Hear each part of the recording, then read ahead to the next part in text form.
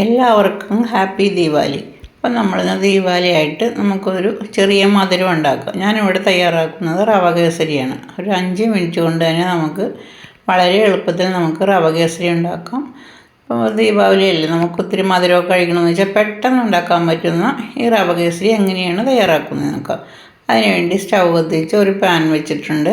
Pan നന്നായിട്ട് ചൂടായി കഴിയുമ്പോൾ അതിലേക്ക് 2 ടേബിൾ സ്പൂൺ നെയ്യ് ചേർത്ത് കൊടുക്കുക.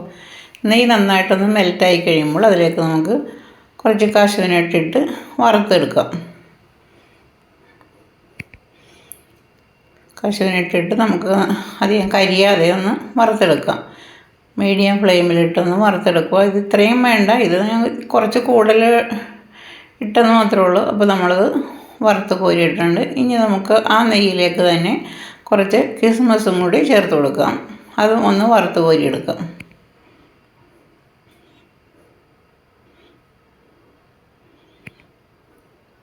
അപ്പോൾ അതും റെഡി ആയിട്ടുണ്ട്. അത് നമുക്ക് മാറ്റാം. ഇനി നമുക്ക് ആ നെയ്യിലേക്ക് തന്നെ ഒരു ഗ്ലാസ് റവ ചേർത്ത് കൊടുക്കാം.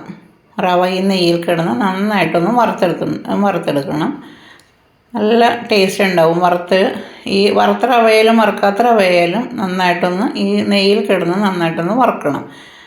അപ്പം മീഡിയം ഫ്ലെയിമിൽ വെക്കുക. എന്നിട്ട് ഒട്ടും തന്നെ കരിയാതെ നന്നായിട്ടൊന്ന് വറുത്തെടുക്കുക. അപ്പോൾ നല്ല വറുത്ത് വരുമ്പോഴത്തേക്കും നല്ലൊരു സ്മെല്ല് വരും. നമ്മൾ നെയ്യ് കിടന്ന് ഈ റവ വറുത്ത് വരുമ്പോഴത്തേക്കും അപ്പോൾ നമുക്കതിലേക്ക് വെള്ളം ചേർത്ത് കൊടുക്കണം. ഇപ്പം പാകമായിട്ടുണ്ട്. ഇനി നമുക്കത് അതിലേക്ക് 2 ഗ്ലാസ് തിളച്ച വെള്ളമാണ് ഞാൻ ചേർത്ത് കൊടുക്കുന്നത്.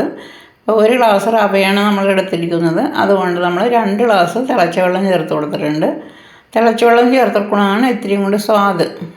ഇനി അത് നമുക്കൊന്ന് നമ്മുടെ റവ ഒന്ന് വേവുന്നവരെ ഒന്ന് സിമ്മിലിട്ട് നന്നായിട്ടൊന്ന് വേവിച്ചെടുക്കുക. ഇതേപോലെ ഒന്ന് ഇളക്കി യോജിപ്പിക്കുക. നന്നായിട്ട് വെന്ത് കിട്ടട്ടെ.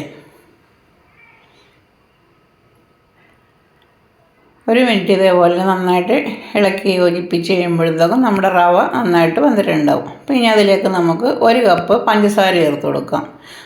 1 ഗ്ലാസ് റവയ്ക്ക് 1 ഗ്ലാസ് പഞ്ചസാര തന്നെയാണ് ചേർക്കുന്നത്. ഞാനിപ്പോൾ ഇത്തിരി മധുരം കുറവാണ് ചേർക്കുന്നത്. നമുക്കിപ്പോൾ മധുരം കഴിക്കാനായിട്ട് ഷുഗറൊക്കെ ഉള്ളതുകൊണ്ട് കുറച്ച് മധുരം കുറവാണ്. ഇപ്പോൾ ഒരു 1/2 ഗ്ലാസ്സിലധികം ഉണ്ടാവുള്ളത്. 1 കപ്പ് പഞ്ചസാരയാണ് ഞാൻ ചേർത്തേക്കുന്നത്. അപ്പോൾ 1 ഗ്ലാസ് റവയ്ക്ക് 1 ഗ്ലാസ് പഞ്ചസാര തന്നെ ചേർക്കുക. അപ്പോഴാണ് ഇത്രയും കൂടി മെൽറ്റായിട്ട് വരുള്ളൂ. ഇപ്പോൾ റവയും പഞ്ചസാരയും കൂടി നന്നായിട്ടൊന്ന് മെൽറ്റായിട്ടുണ്ട്. പഞ്ചസാര മെൽറ്റായി വരുമ്പോഴത്തേക്കും ഒന്നും കൂടി ലൂസാവും. അപ്പോൾ അതിലേക്ക് നമ്മൾ ഒരു 3 ഏലക്ക ഒന്ന് ചതച്ച് അതും കൂടി ചേർത്ത് കൊടുത്തിട്ടുണ്ട്. ഇനി പഞ്ചസാരയിൽ കിടന്ന് ഈ റവ നന്നായിട്ടൊന്ന് റവയിൽ പിടിച്ചു വരണം. നമ്മൾ സിമ്മിലിട്ട് നന്നായിട്ട് ഇളക്കി യോജിപ്പിക്കുക. ഇനി ഇതിലേക്കൊരു കളറിന് വേണ്ടി നമുക്കൊരു മഞ്ഞൾപ്പൊടി ചേർത്ത് കൊടുക്കാം. ഒരു നുള്ളു മഞ്ഞൾപ്പൊടി ചേർത്താൽ മതി. ഇത് ചൂടായി വരുമ്പോൾ നല്ല കളറ് കിട്ടും. ഇപ്പോൾ ഫുഡ് കളർ ഉണ്ടെങ്കിൽ അത് ചേർക്കാം. സാധാരണ നമ്മൾ വീടുകളിൽ ഫുഡ് കളർ നമ്മൾ മേടിച്ച് വെക്കാറില്ലല്ലോ. അപ്പോൾ എൻ്റെ അടുത്തില്ല, അതുകൊണ്ട് ഞാൻ മഞ്ഞൾപ്പൊടിയാണ് ചേർക്കുന്നത്. പക്ഷേ ഇത് ചൂടായി വരുമ്പോൾ നല്ല മഞ്ഞ കളറായിരിക്കും. അപ്പോൾ നമുക്ക് വീട്ടിലൊക്കെ ഉണ്ടാക്കാൻ ഇത് തന്നെ മതി. അപ്പോൾ അത്രയും അധികം മഞ്ഞൾപ്പൊടി ചേർക്കരുത്, ഒരു നുള്ളി ചേർത്താൽ മതി. ചൂടായി വരുമ്പോൾ നല്ല മഞ്ഞ കളറുണ്ടാവും. അപ്പോൾ അതും കൂടി ചേർത്ത് സിമ്മിലിട്ട് നന്നായിട്ട് ഇതുപോലെ തന്നെ ഇളക്കി യോജിപ്പിക്കുക. പെട്ടെന്ന് തന്നെ തയ്യാറാക്കാൻ പറ്റിയൊരു റവ കേസരിയാണ്. അപ്പോൾ നമ്മൾ ദീപാവലിയല്ലേ, പെട്ടെന്ന് നമുക്കൊന്ന് ഇത്തിരി മധുരം കഴിക്കണമെന്ന് വെച്ചാൽ ഇതേപോലെ നമുക്ക് റെഡിയാക്കി എടുക്കുക. ഒരു 5 മിനിറ്റ് ഉണ്ടെങ്കിൽ നമുക്ക് റവ കേസരി തയ്യാറാക്കാം. ഇനി ഇതിലേക്ക് നമ്മൾ വറുത്ത് വെച്ചിരിക്കുന്ന കശുവണ്ടിയും കിസ്മസൊക്കെ ചേർത്ത് എല്ലാം കൂടി ഒന്ന് മിക്സ് ചെയ്യുക. അപ്പോൾ നെയ്യ് ആവശ്യം പോലെ ചേർക്കാം. ഞാനിപ്പോൾ 2 ടേബിൾ സ്പൂണേ ചേർത്തിട്ടുള്ളൂ. നെയ്യ് ഇത്തിരിയും കൂടി ചേർത്ത് കഴിയുമ്പോൾ നല്ല ലൂസായിട്ട് കിട്ടും.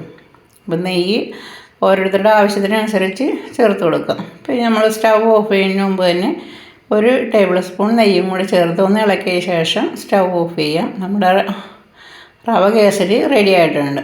അപ്പോൾ റെസിപ്പി ഇഷ്ടമായാൽ ലൈക്ക് ചെയ്യുക, കമൻറ്റ് ചെയ്യുക, ഷെയർ ചെയ്യുക. സബ്സ്ക്രൈബ് ചെയ്യാത്തവർ സബ്സ്ക്രൈബ് ചെയ്തൊന്ന് സപ്പോർട്ട് ചെയ്യുക.